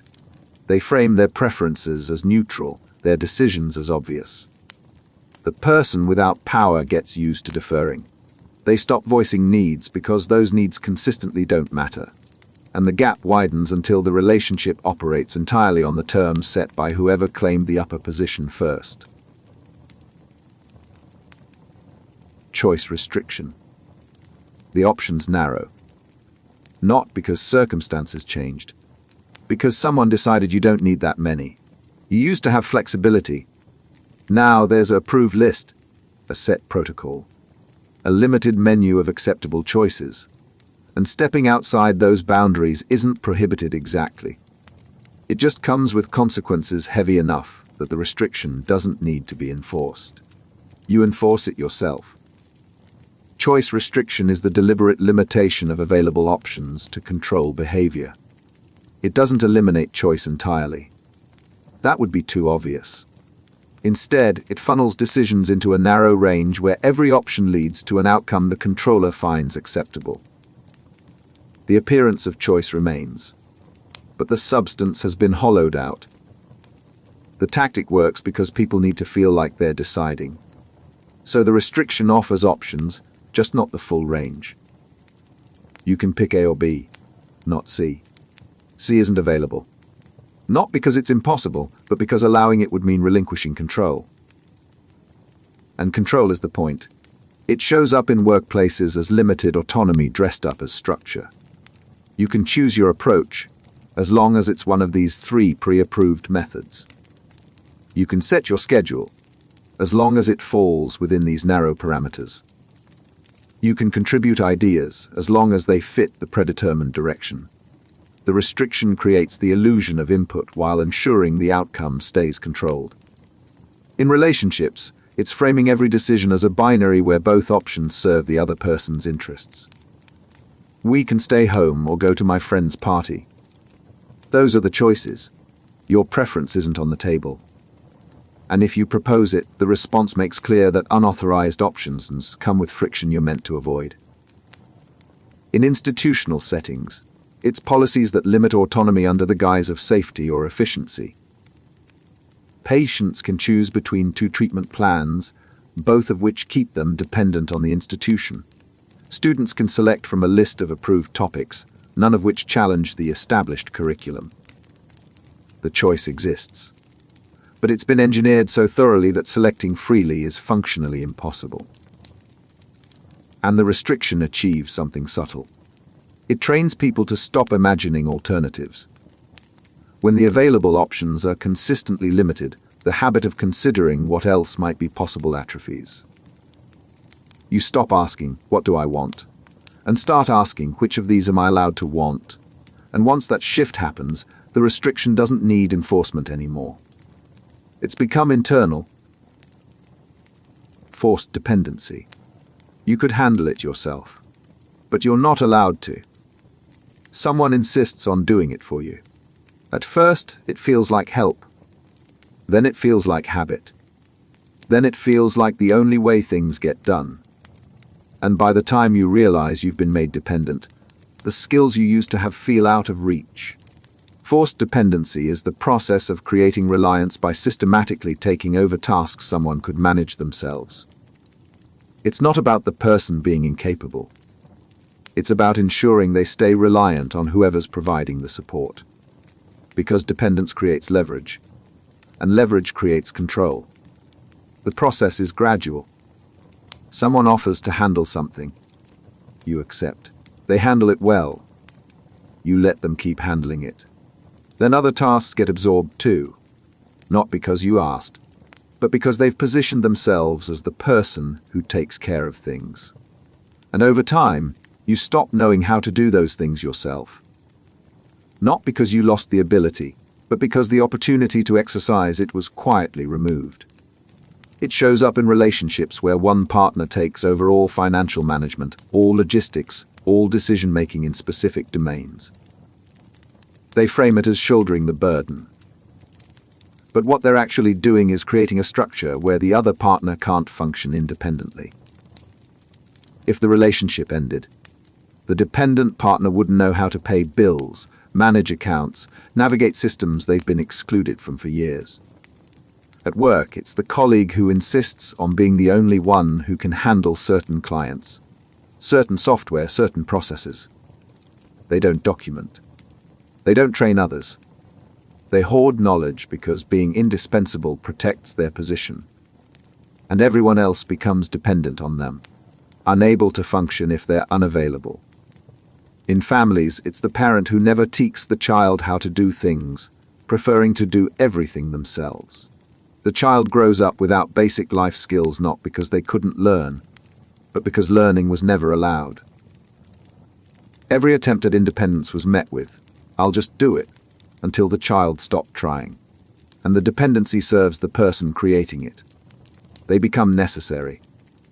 Their position becomes secure. The dependent person can't leave, can't challenge, can't operate without them. The relationship stops being balanced and becomes extractive. One person holds all the capability. The other has been trained into helplessness that benefits the first person's need to be needed. Psychological constraint. The rules aren't written down. There's no policy you can point to, but you know exactly what's expected. The boundaries are invisible but absolute, and crossing them doesn't trigger formal punishment.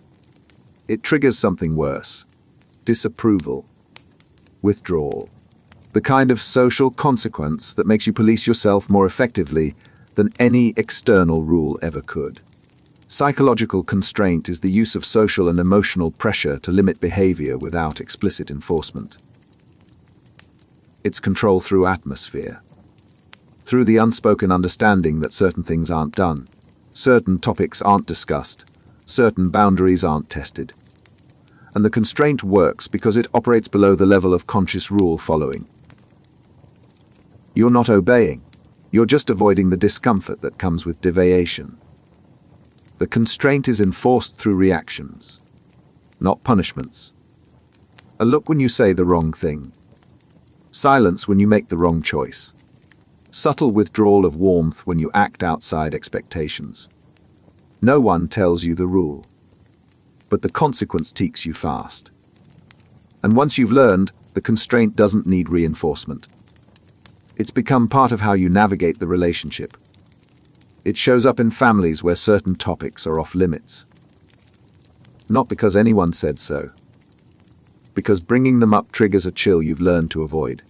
Mental health, money, past conflicts. The constraint keeps them buried, and everyone participates in maintaining the silence because acknowledging the constraint would violate it. In workplaces, it's the unwritten code about what you can question and what you can't. You can critique processes, maybe, but critiquing leadership, challenging core assumptions. The room goes quiet, careers stall. The constraint protects the structure by making dissent feel dangerous even when it's technically allowed. In social groups, it's the way certain opinions get met with subtle exclusion. You're not ejected. You're just not invited as often. The conversation shifts when you speak. The constraint teaches you which version of yourself is acceptable and which needs to stay hidden. And the power of psychological constraint is its invisibility. You can't fight a rule that isn't stated. You can't challenge enforcement that operates through social cues instead of formal consequences. You just feel the pressure, adjust your behavior, and eventually forget you're adjusting. The constraint becomes normal. And normal means you've stopped noticing it at all. Self-determination frustration. You know what you want. You know what you need. But acting on that knowledge requires navigating someone else's framework. Their approval, their timeline, their priorities. And every time you try to move toward what matters to you, the structure pushes back. Not with a no, with friction, delays, conditional support that evaporates when you actually try to use it. Self-determination frustration is the experience of having your autonomy systematically blocked. It's not about lacking goals. It's about existing in a system where pursuing those goals requires permissions you don't have, resources you can't access, or cooperation that isn't granted. And the frustration builds every time the gap between what you want to do and what you're allowed to do becomes undeniable. The experience is corrosive. You start with motivation. You have direction. You know what would improve things, what would move you forward, what aligns with who you are. But the environment doesn't support it. Every step toward self-directed action hits a barrier, and those barriers aren't natural. They're installed by people, by policies, by structures designed to keep you dependent on someone else's say-so. It shows up in workplaces where employees have ideas but no authority to implement them. They see problems. They know solutions. But changing anything requires clearance from people who don't understand the issue, don't share the urgency, don't care enough to prioritize it. The employee's competence is acknowledged, but their agency is denied, and that gap between capability and permission breeds frustration that metastasizes into disengagement. In relationships, it's knowing what you need but being unable to pursue it without triggering conflict. You need space. Your partner takes it as rejection. You need connection. They interpret it as neediness. Every attempt to meet your own needs gets reframed as a problem they have to manage. And eventually, you stop trying because the cost of frustration outweighs the benefit of autonomy. In institutions, it's policies that block self-direction under the guise of protection.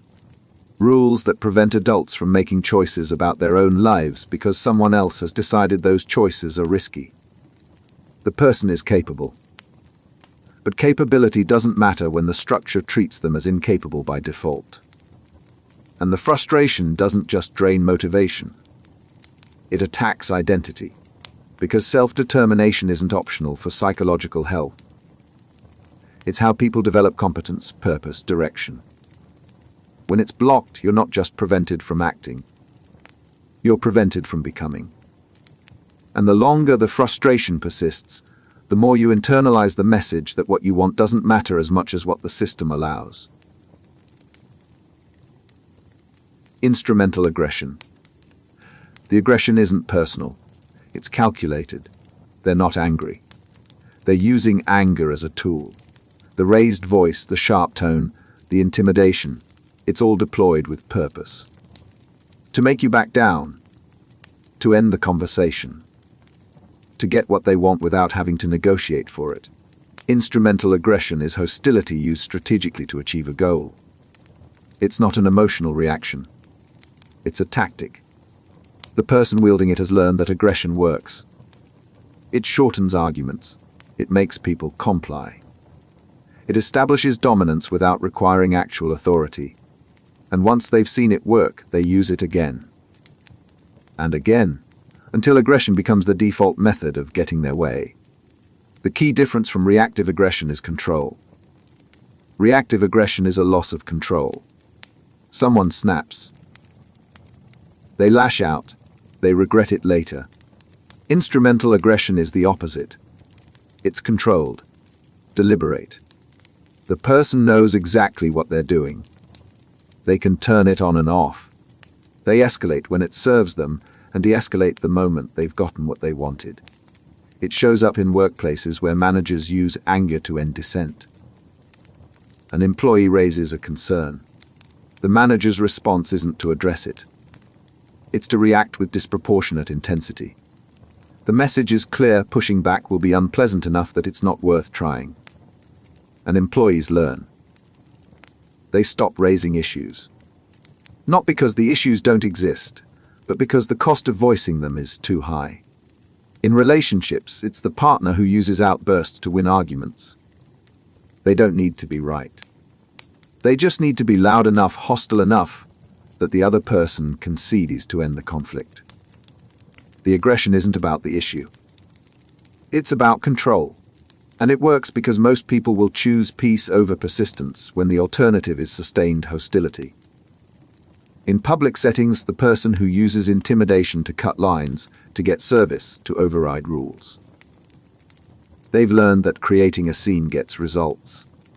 That aggression makes people uncomfortable enough to give in just to make it stop.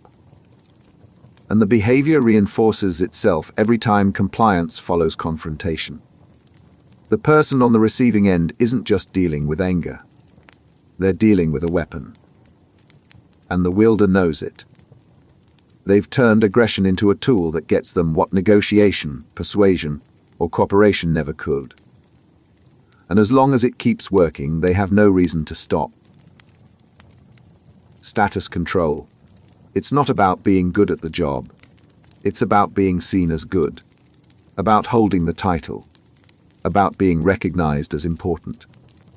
The work matters less than the position, because the position is what grants authority. And authority is what allows control over everyone below. Status control is the drive to maintain and protect one's rank within a hierarchy. It's not just wanting success. It's needing to be above others. To hold a position that comes with deference.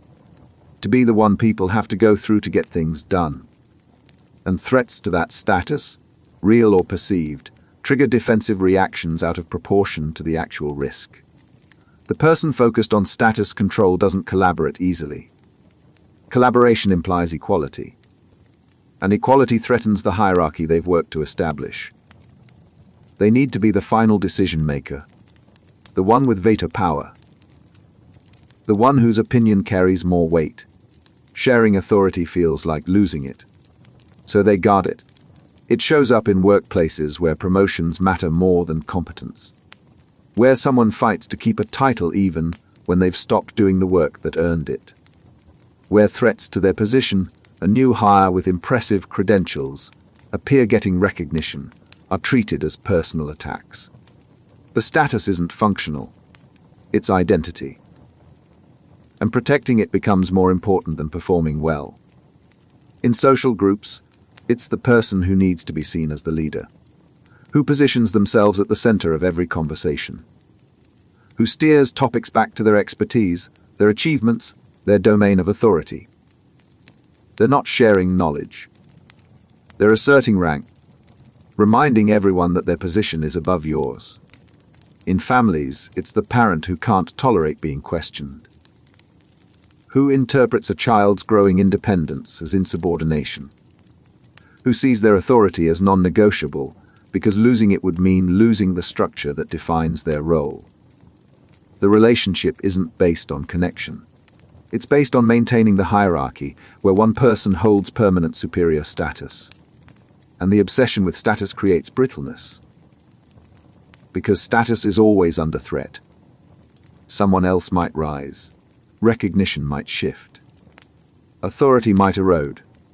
And the person clinging to status spends so much energy defending their position that they can't focus on anything else.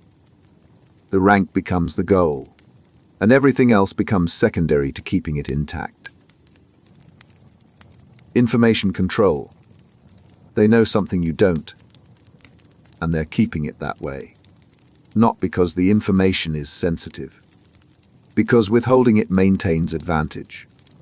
You can't make informed decisions without the full picture, and they're the ones controlling what pieces you get to see. Information control is the strategic management of who knows what, and when they know it. It's power through asymmetry. The person with the information decides what gets shared, what gets withheld, what gets distorted. And that control over the flow of knowledge translates directly into control over outcomes. The tactic doesn't require lying. Often, it's just selective disclosure. Sharing enough to look transparent while holding back the details that would change how the information is interpreted. Releasing facts in a specific order to shape perception. Answering questions technically accurately while omitting context that would reveal a different truth. It shows up in workplaces where managers hoard information. Decisions get made. Directions change. Priorities shift. But the reasons why are never explained. Employees operate with partial knowledge, guessing at motivations, unable to plan effectively because the full picture is kept from them. The manager maintains control by ensuring no one else has enough information to challenge their decisions or operate independently. In relationships, it's the partner who controls access to financial information, to social plans, to family dynamics. They decide what you need to know. And what they decide you need to know is always just enough to keep you dependent on them for the rest. You can't make autonomous choices when you're working with incomplete data. And they know it. In institutions, it's policies that restrict access to records, to decision-making processes, to the criteria used to evaluate performance. Transparency is promised but never delivered. And the opacity serves those in power by making it impossible to question decisions when you don't have access to the information those decisions were based on. And information control compounds over time. The person without access becomes reliant on the person with it. They can't verify. They can't cross-check. They can't build independent understanding. They're limited to knowing what they're told. And what they're told is always just enough to keep them in place. Access control. The door is locked. Not for security.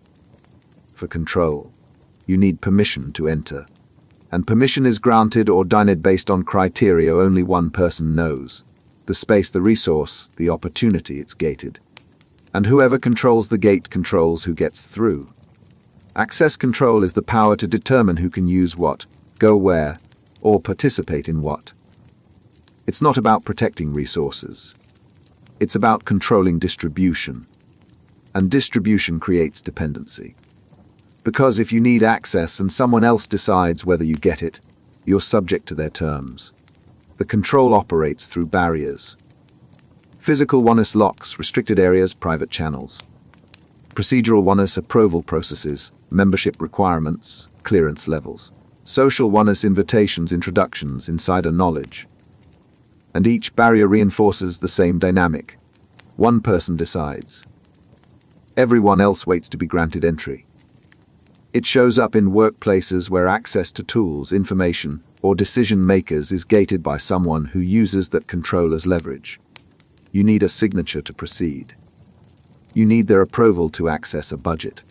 You need them to make an introduction. And they decide when that happens based not on objective criteria, but on how useful your dependence is to them. In social settings, it's the person who controls invitations. Who decides who gets included in events, who gets introduced to influential contacts, who gets brought into the inner circle. They're not facilitating connection. They're maintaining the power that comes from being the gatekeeper. And people learn to stay on their good side because access depends on their discretion. In families, it's the parent who controls access to opportunities, to resources, to relationships outside the family.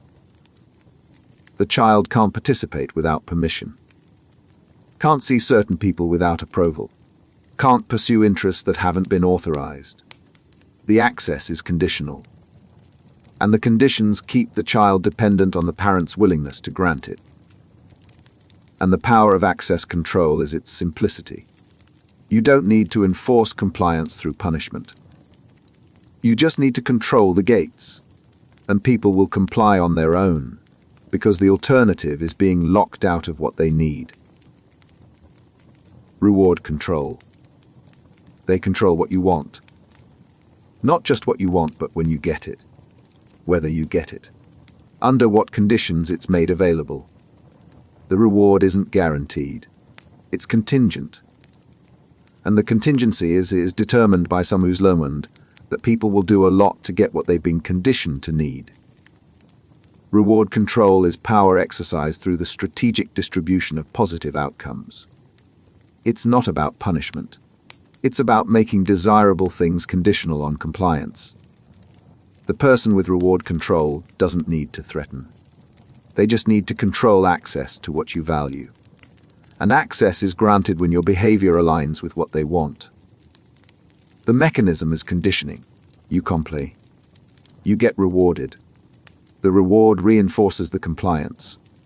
Next time you comply faster because you've learned that compliance is the path to getting what you want. And over time, the conditioned behavior becomes automatic. You're not consciously choosing to comply. You're just doing what gets rewarded because that's the pattern that's been trained into you. It shows up in workplaces where recognition, opportunities, advancement, all the things that motivate people, are controlled by someone who uses them strategically. High performers get praised, not because their work is objectively better, but because their compliance is useful. The person who challenges gets ignored, not because their work is worse, but because challenge is behavior the controller wants to extinguish. The rewards aren't distributed based on merit. They're distributed to shape behavior. In relationships, it's affection, attention, approval, used as tools. The partner gives warmth when you behave the way they want, withdraws it when you don't. You learn quickly that your emotional needs are met conditionally, and the conditions are set by someone who's figured out that withholding what you want makes you more compliant in trying to earn it back. In institutions, it's systems where everything desirable, privileges, freedoms, recognition is earned through compliance with rules that serve the institution more than the people within it. The reward isn't a natural consequence of your actions.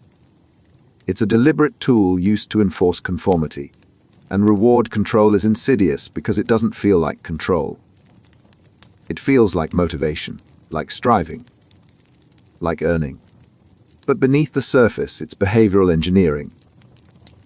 And the person being controlled often doesn't realize they're being shaped until the pattern is so deeply ingrained that breaking it feels impossible. Punitive control. Step out of line and consequences follow. Not proportional ones. Not corrective ones.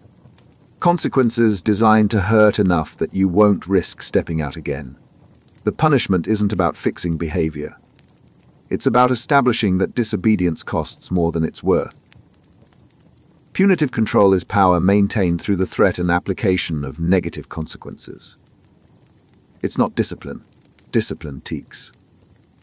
Punishment dominates. And the goal isn't learning. It's submission. The person wielding punitive control wants compliance born from fear, not understanding. And fear works faster. The punishment doesn't need to be physical. Often, it's social. Exclusion, public humiliation, withdrawal of support, emotional coldness. Professional consequences that extend beyond the specific transgression.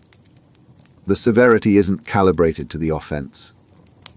It's calibrated to ensure that the cost of future disobedience feels prohibitive.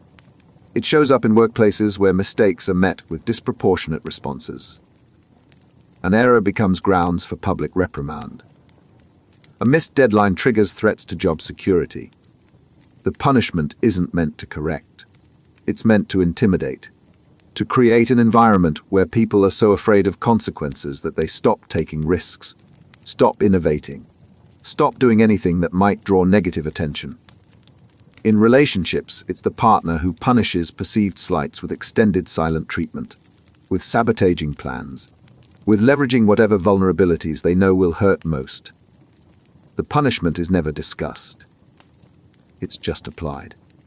And the target learns to anticipate it, to adjust their behavior preemptively, to avoid anything that might trigger retaliation. In families, it's punishments that go beyond correction into cruelty. Not to teach. To control.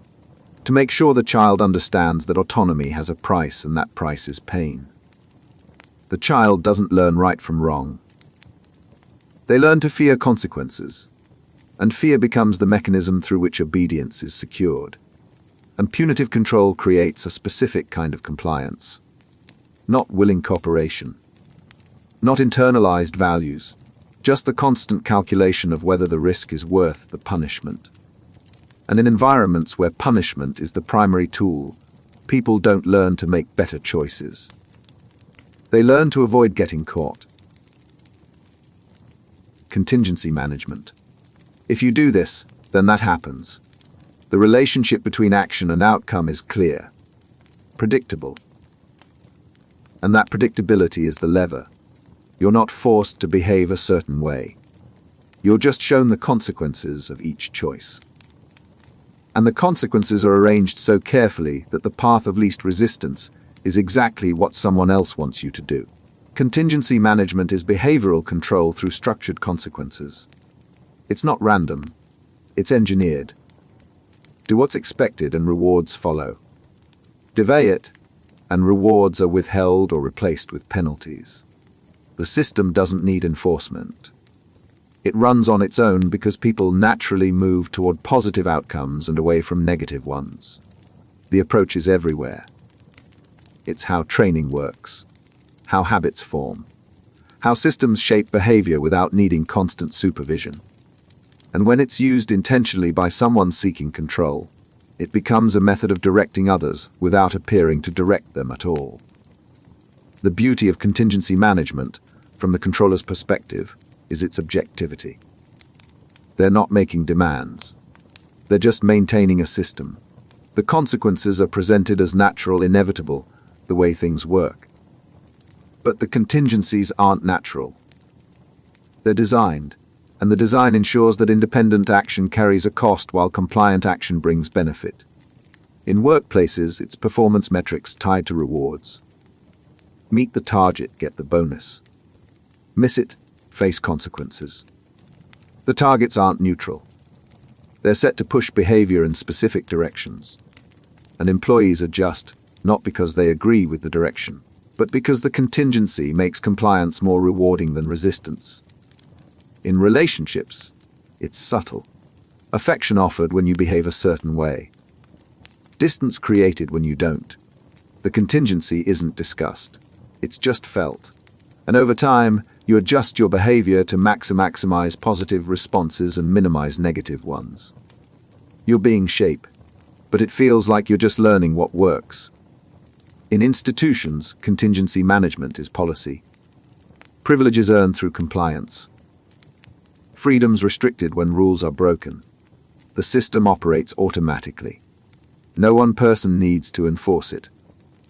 The contingencies do the work. And people modify their behavior to navigate the structure, even when the structure itself is the problem. What makes contingency management effective is that it doesn't feel like control. It feels like cause and effect. And most people don't question cause and effect. They just adapt to it. Internalized control. The voice telling you what to do isn't external anymore. It's inside. You don't need someone watching. You don't need rules posted. You've absorbed the expectations so completely that you enforce them on yourself. The controller doesn't need to be present. They become a permanent part of how you think. Internalized control is what happens when external rules become internal standards. It starts with someone else's expectations. Over time, through repetition and reinforcement, those expectations stop feeling imposed. They start feeling like your own judgment. And once that shift happens, the external authority isn't necessary anymore. You police yourself. The transition is gradual. At first, you follow the rule because someone's watching. Then you follow it because you've gotten used to it. Then you follow it because violating it triggers guilt, discomfort. The sense that you're doing something wrong even when no one would know. The rule has moved from outside to inside. And internal enforcement is far more reliable than external monitoring could ever be. It shows up in workplaces where employees continue following procedures long after anyone checks. The procedure was installed through oversight. But now it runs on autopilot. Not because it's optimal, but because deviating from it feels wrong. The internalized standard overrides independent judgment. In relationships, it's adopting someone else's preferences as your own. At first, you adjusted to keep the peace. But after enough repetitions, the adjustment becomes automatic. You stop liking things they disapproved of. You start prioritizing what they valued. Not because they're still enforcing it, but because their framework has become yours. In families, it's the rules you carry into adulthood. Rules that made sense in one context but don't apply anymore. Yet you follow them anyway, because they're so deeply embedded that questioning them feels like questioning yourself. The parent who installed them doesn't need to be there. The control is self-sustaining, and the power of internalized control is its invisibility to the person experiencing it. You don't feel controlled. You feel like you're making choices based on your own values. But those values were shaped by someone else. And the shaping was so thorough that you can't separate what you genuinely want from what you were conditioned to want. Self-mastery. You know the impulse. You feel it rising, and you don't act on it. Not because someone's stopping you, because you've developed the capacity to stop yourself, to pause, to choose a response instead of defaulting to a reaction. That capacity, the ability to govern your own behavior in service of longer-term goals, is self-mastery. And it's one of the few forms of control that actually expands freedom instead of restricting it. Self-mastery is the ability to regulate your own thoughts, emotions, and actions without needing external structure to do it for you. It's not repression. It's direction. You're not denying yourself. You're steering yourself toward what matters more than the immediate impulse. The skill develops through practice. You choose the harder thing once. Then again, each time you override a short-term desire for a long-term goal, you strengthen the capacity to do it again. The muscle builds. And eventually, Self-regulation stops feeling like deprivation and starts feeling like agency. It shows up in the ability to delay gratification, to sit with discomfort without immediately trying to escape it, to work on something difficult even when easier options are available, to stay focused when distractions are abundant. None of it requires external enforcement. It's all internal direction, and that internal direction is what allows sustained effort toward goals that matter. In workplaces, self-mastery is what separates people who need constant oversight from people who can manage their own productivity. It's not about working harder. It's about directing effort without needing someone else to structure it. The person with self-mastery sets their own pace, their own standards, their own checkpoints. They're not dependent on external control to function. In relationships, it's the ability to respond thoughtfully instead of reactively.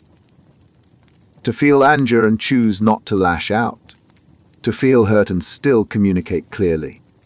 To want something immediately but wait for the right time. Self-mastery doesn't eliminate emotion. It creates space between feeling and action. And in that space, choice becomes possible. And the freedom self-mastery provides is real. Because when you can govern yourself, you're not at the mercy of impulses, other people's expectations, or systems designed to regulate you. You're operating from internal coherence. And that coherence is the foundation of genuine autonomy. Impulse control. The urge hits. Buy it. Say it. Do it. Now. The pull toward immediate action is strong. And impulse control is the brake. It's what stops you from acting on every passing desire. From following every momentary feeling. From letting the present moment dictate behavior that'll affect the future. Impulse control is the ability to resist immediate temptation in favor of better long-term outcomes. It's not about suppressing all impulses. It's about not being ruled by them. About creating enough delay between urge and action that decision-making can happen. When impulse control is strong, you can feel the desire and still choose not to act. You can want something and wait. You can be angry and not say the thing that'll make it worse. The impulse doesn't disappear. But it doesn't control you either. When impulse control is weak, every urge becomes action. You see it, you want it, you buy it. You feel annoyed, you snap. You're bored, you reach for distraction. The gap between stimulus and response collapses. And behavior becomes reactive instead of chosen. It shows up in spending. The difference between someone who can walk past a sale and someone who can't. Between someone who sticks to a budget and someone who justifies every exception. Impulse control doesn't mean never buying. It means the purchase is a decision, not a reflex. In communication, it's the pause before responding. The moment where you could say something cutting but choose not to. Where you feel defensive but don't immediately counterattack. Impulse control creates the space for thoughtful response instead of automatic reaction. In habits, it's what determines whether a craving becomes action. Whether the urge to check your phone, to eat when you're not hungry, to skip the workout, translates into behavior or gets acknowledged and set aside. An impulse control isn't evenly distributed. Stress depletes it. Fatigue weakens it. Emotional overwhelm short-circuits it, which means the same person can have strong impulse control in low-pressure situations and almost none when resources are drained. The capacity is real. But it's conditional, and recognizing when it's compromised is part of using it effectively. Control beliefs. You believe you can influence what happens to you, or you don't. That belief, whether it matches reality or not, shapes everything. How much effort you put in, how you interpret setbacks, how long you persist when things get hard. Control beliefs aren't just thoughts. They're the framework that determines whether you try at all. Control beliefs are the assumptions you hold about how much influence you have over outcomes. They operate in the background. You don't consciously think, "I believe I have control," before acting. You just act in ways consistent with that belief. and those actions create results that either confirm or challenge what you believed. When you believe you have control, you try. You experiment. You adjust when things don't work. Failure doesn't mean the situation is hopeless. It means your approach needs refinement. The belief in control sustains effort because effort feels meaningful. Even when results are uncertain, the belief that your actions matter keeps you engaged. When you believe you lack control, effort feels pointless. Why try if the outcome is predetermined? Why persist if external forces dictate results regardless of what you do? The belief in lack of control doesn't just reduce motivation. It creates passivity. And passivity often becomes a self-fulfilling prophecy because not trying guarantees failure. The beliefs aren't always accurate. Someone might believe they control outcomes they don't. That creates frustration when results don't match effort. Someone might believe they lack control over things they could actually influence. That creates missed opportunities because they never try. It shows up in workplaces as the difference between employees who take initiative and those who wait to be told what to do. The initiative takers believe their actions influence outcomes. The waiters believe outcomes are determined by forces beyond them, managers, systems, luck, so acting independently feels futile. In relationships, control beliefs shape how people handle conflict. Someone who believes they can influence the relationship tries to address problems. Someone who believes the relationship's trajectory is fixed either accepts dysfunction or leaves. The belief about control determines whether effort toward change feels worth investing. And control beliefs can be changed. Not easily, but exposure to situations where effort does lead to results can shift the belief. Small wins, clear cause and effect, repeated evidence that action matters. Over time, the belief adjusts, and with it, behavior changes. Autonomy support. You're given space to choose. Not abandoned. Supported. But the support doesn't come with conditions that eliminate the choice. You're helped to develop your own direction, not steered towards someone else's. The person supporting you isn't controlling the outcome. They're enabling the process. And that difference matters. Autonomy support is providing structure and resources without dictating how they're used. It's the opposite of controlling help. Controlling help comes with strings. Autonomy support comes with trust. It says, here's what you need, now you decide what to do with it. The approach recognizes that people develop competence through self-direction. You don't learn to make decisions by having them made for you. You learn by making them, seeing the results, adjusting. Autonomy support provides the safety net that makes experimentation possible without imposing the path that experimentation should take. It shows up in workplaces where managers provide resources and clarity but don't micromanage execution. The employee knows the goal. They have what they need. And they're trusted to figure out the approach. The manager is available for guidance. But guidance is offered, not forced. And the employee's autonomy is respected even when their method differs from what the manager would choose. In relationships, autonomy support is helping your partner pursue their goals without making those goals contingent on your approval.